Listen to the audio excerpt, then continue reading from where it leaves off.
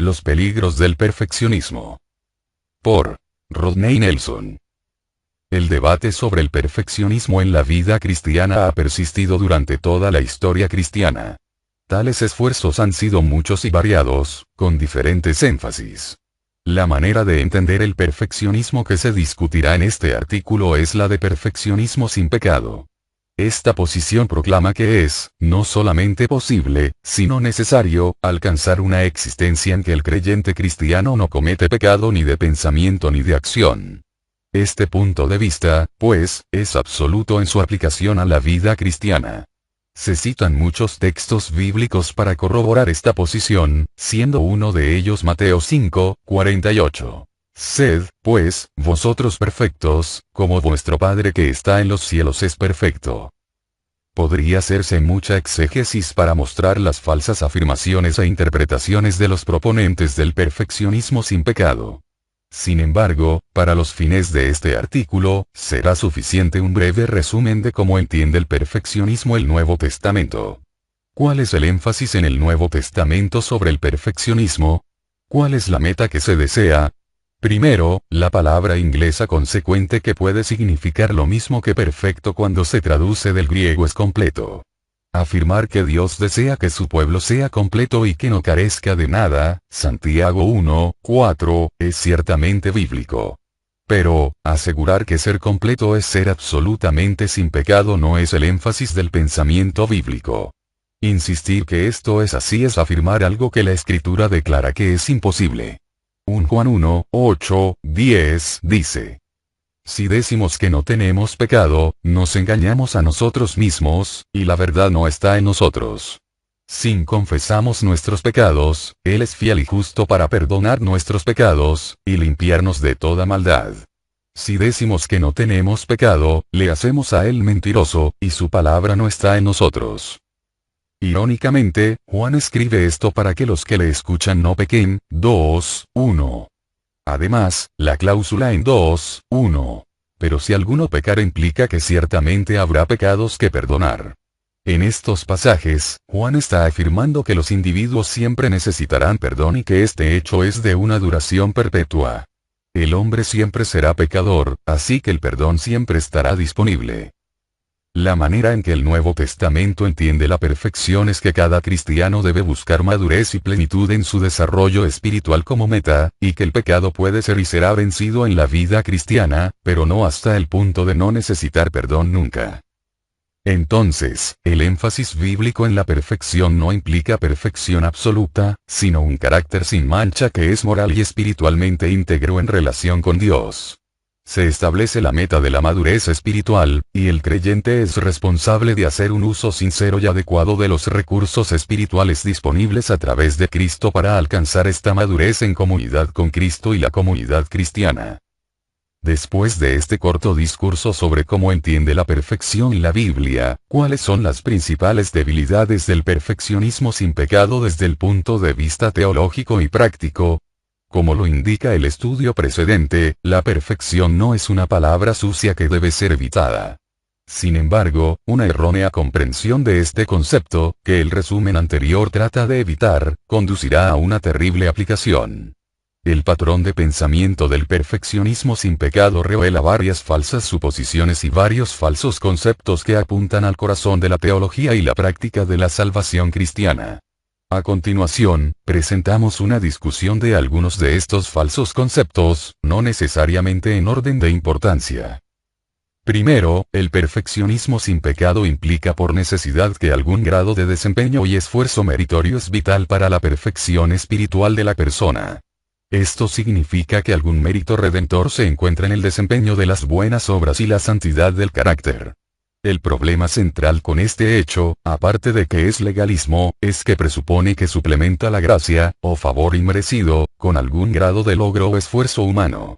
Si la salvación se obtiene incondicionalmente mediante el favor y el mérito divino, entonces el perfeccionismo sin pecado implica ciertamente una deficiencia en la capacidad de Dios para salvar a la humanidad independientemente del esfuerzo humano. Entonces, el esfuerzo humano es visto como un componente legítimo de la obra de gracia de Dios en la existencia humana. Sin embargo, tal posición es insostenible cuando uno cae en cuenta de que todo lo que un ser humano hace se origina en la gracia. Nuestra capacidad decisoria es un don de Dios. La fe es un don de Dios. Por lo tanto, lo que un cristiano es y hace tiene sus raíces en la gracia. No hay lugar para exaltar el esfuerzo humano cuando, para comenzar, ese esfuerzo se basa en la gracia. ¿Dónde entra el esfuerzo humano? Dios nos ha dado a usted y a mí la capacidad de servirle. El pecado ha vuelto a la humanidad incapaz de servirle completa y justamente. La vida cristiana es de continuo servicio a Dios, lo cual resulta progresivamente en victoria sobre el pecado y la tentación. Por lo tanto, el esfuerzo y el desempeño humano solo es meritorio hasta donde el hombre reconozca que el mérito no se encuentra en el desempeño, sino más bien en el reconocimiento de que el desempeño se deriva de la gracia, que en sí misma es un don de Dios. Mientras la gente no reconozca que la gracia comienza y termina en la existencia humana, la gente continuará insistiendo en que lo que hace necesita alguna respuesta de parte de Dios, como si él esperase que el esfuerzo humano fuese un ingrediente vital de su gracia. Segundo, el perfeccionismo sin pecado condiciona la justicia imputada de Cristo a la plenitud de la justicia impartida. La teología cristiana relativa a la salvación se centra en la verdad de que la justicia imputada de Cristo toma el lugar de la injusticia humana para que el individuo sea justo delante de Dios. Así, ante Dios, el esfuerzo humano no tiene ninguna importancia por lo que concierne a merecer la salvación. ¿Por qué? Porque el hombre es incapaz de alcanzar lo que es otorgado solo por Dios. Sin embargo, Dios no da solo un don parcial. Así como la justicia imputada existe fuera del hombre, la justicia se le concede al hombre para que ese individuo alcance la justicia durante su existencia aquí en la tierra. Por esta razón, la salvación se alcanza por medio de la obra de Cristo en favor de la humanidad, y la salvación es asignada a un individuo existencialmente por medio del Espíritu Santo. El perfeccionismo sin pecado le da vuelta a esto al insistir en que la justicia impartida por medio del Espíritu Santo, que resulta en buenas obras, de alguna manera condiciona la perfección de la obra de Cristo. Lo hace al rehusar la todo suficiencia del sacrificio de Cristo en la cruz para hacer a una persona aceptable a Cristo 100%. El resultado es que lo que Dios está haciendo en una persona para restaurar su imagen es esencial a la obra de Cristo en favor del hombre. El error aquí consiste en que no se reconoce que lo que ocurre en una persona por medio del Espíritu Santo está condicionado por y depende de lo que Cristo hizo fuera de nuestra existencia.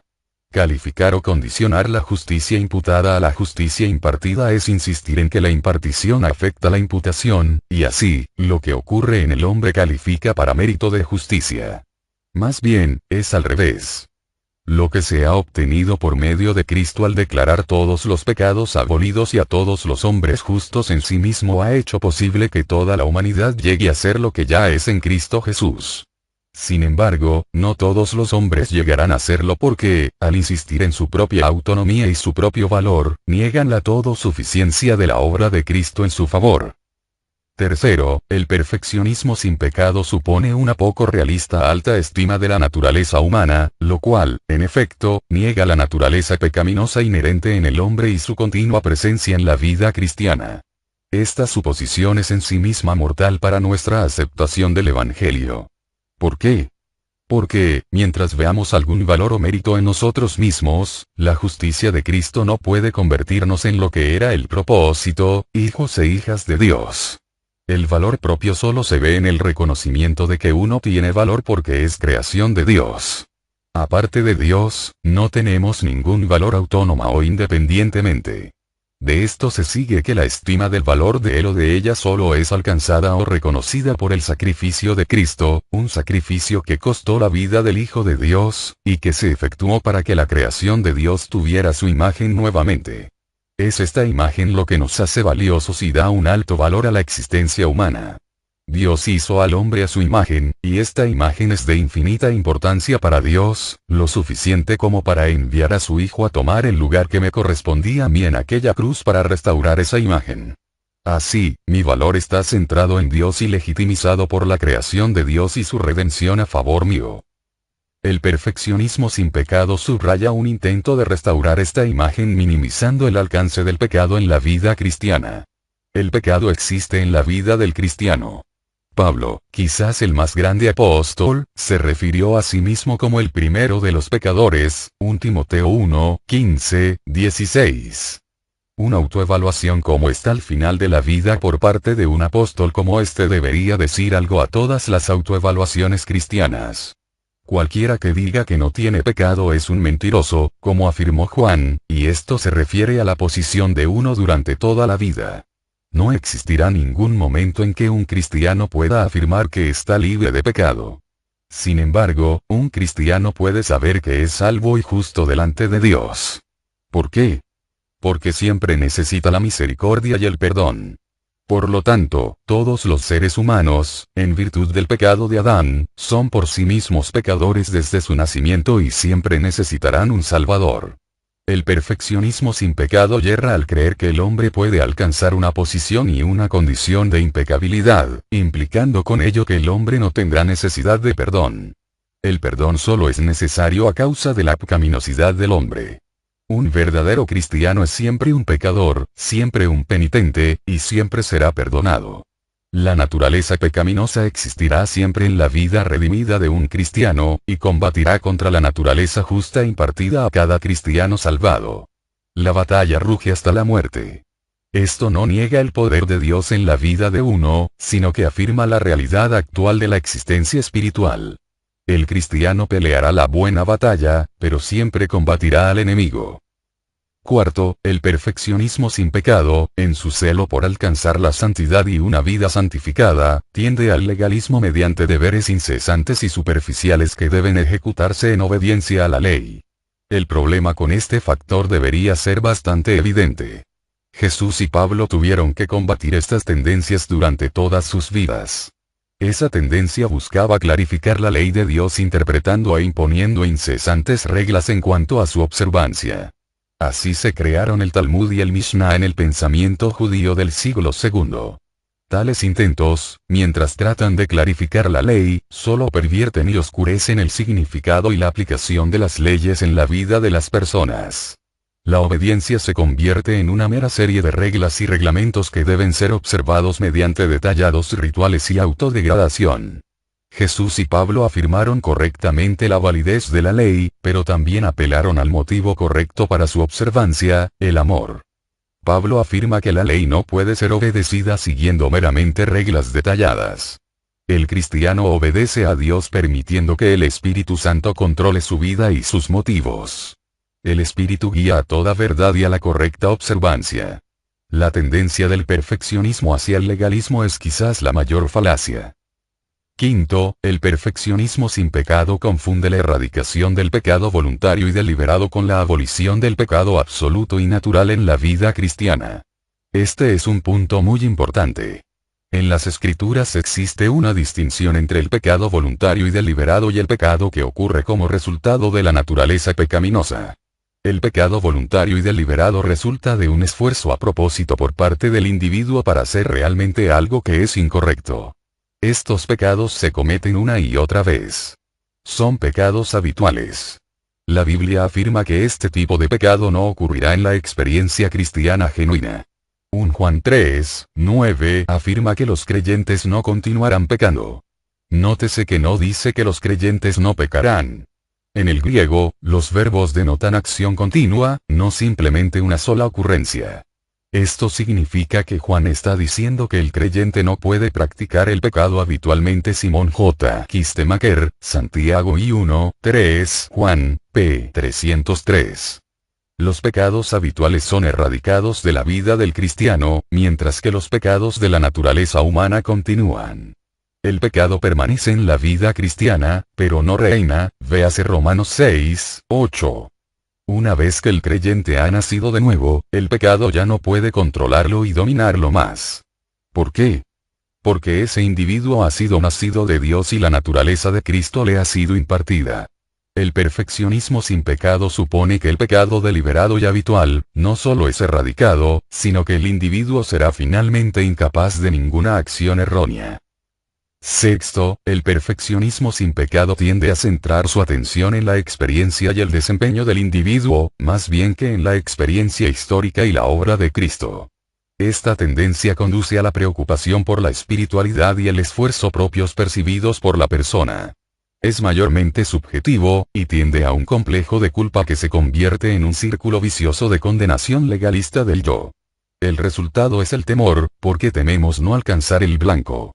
En esta área, hay una interesante comparación entre Pablo y Martín Lutero. Mucho se ha hablado de las similitudes entre estos dos individuos. Sin embargo, cualesquiera similitudes que existan no representan la diferencia mayor. Ambos eran conscientes de su incapacidad para alcanzar el elevado modelo de justicia y santidad de Dios, y ambos eran conscientes de que solo en Jesús podía alcanzarse esta justicia requerida. Sin embargo, ambos llegaron a la misma conclusión desde diferentes puntos de vista y diferentes posiciones en sus vidas. Lutero reconoció su condición cuando todavía era cristiano, mientras que Pablo la reconoció en su conversión. Antes de la experiencia en el camino a Damasco, Pablo se consideraba intachable, y lo bastante bueno para ser aceptable a Dios, Filipenses 3, 4, 6. Su perspectiva cambió cuando fue confrontado con la justicia de Cristo, que destruyó completamente toda jactancia carnal hasta el punto de que todas las anteriores consideraciones fueron como basura para Pablo, Filipenses 3, 7, 9. Por otra parte, Lutero intentaba agradar a Dios por medio del cristianismo monástico de su tiempo hasta el punto de confesar sus pecados continuamente ante su confesor personal. Lutero era consciente de su incapacidad para agradar a Dios, reconociendo que su cristianismo no ameritaba estar de pie delante de Dios, sino que solo le conduciría a más confesiones y más culpa. Solo la justicia de otro expiaría su pecado y su culpa. Así debe ser con todos los cristianos.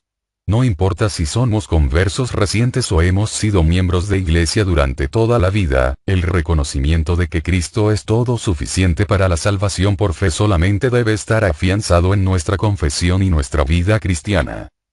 En conclusión, el perfeccionismo sin pecado es incapaz de una cosa final, proporcionar la certeza de la salvación. Cuando uno confunde, o usa la justicia impartida con una definición de justicia imputada, se queda con un escenario de salvación que asegura al creyente una cosa, a saber, continua y perpetua inseguridad y culpa. De esta manera, lo que el perfeccionismo sin pecado busca establecer como su mayor fortaleza resulta en su mayor maldición, una salvación de base humana y legalísticamente motivada. Aún la motivación del amor a Dios como impulsador y capacitador para llevar una vida sin pecado queda desprovista de valor y poder. La única alternativa evangélica para el perfeccionismo sin pecado es la justicia de Cristo entendida en una aplicación forense, fuera del hombre. Es una declaración legal, que afirma que el hombre es incapaz de alcanzar la salvación fuera de los méritos y la justicia de Cristo. La justicia por fe no es justicia impartida a un individuo para perfeccionar su vida, sino que es la justicia que ninguna vida humana podría vivir jamás, no ya merecer. Una justicia que declara al hombre pecador y le eleva por medio de la acción de un sustituto. Este es el punto en que quizás falla por completo el perfeccionismo sin pecado. La verdad de que solo en Cristo puede encontrarse un sustituto que satisfaga los justos reclamos del Padre. El perfeccionismo sin pecado insiste en que las criaturas finitas pueden poseer lo que solo el Hijo de Dios pudo alcanzar, completa y final perfección de espíritu, naturaleza, y cuerpo. Como cristianos, nosotros somos llamados a ser semejantes a Cristo, no duplicados de Cristo. Solo el milagro de la glorificación verá la unión tanto de la justificación como de la santificación, de la justicia imputada y la justicia impartida, reunidas en una entidad perfecta y completa. Mientras tanto, los creyentes deben contentarse con vivir de acuerdo con el llamado que tienen en Cristo, reconociendo plenamente que la vida que llevan en esta existencia solo será completa parcialmente. El pecado no se enseñoreará de nosotros, pero permanecerá en nosotros. Tanto la naturaleza de Adán como la de Cristo existen simultáneamente en nuestros cuerpos, hasta la segunda venida de nuestro Señor. Gloriémonos siempre en la justicia de Cristo, más bien que en nuestra propia justicia. El perfeccionismo sin pecado llevará finalmente a la glorificación del Señor yo antes que la del Señor Jesucristo. Si quieres recibir nuevos materiales, suscríbete a nuestro canal Bajo la Lupa Teológica, y ayúdanos compartiendo este video.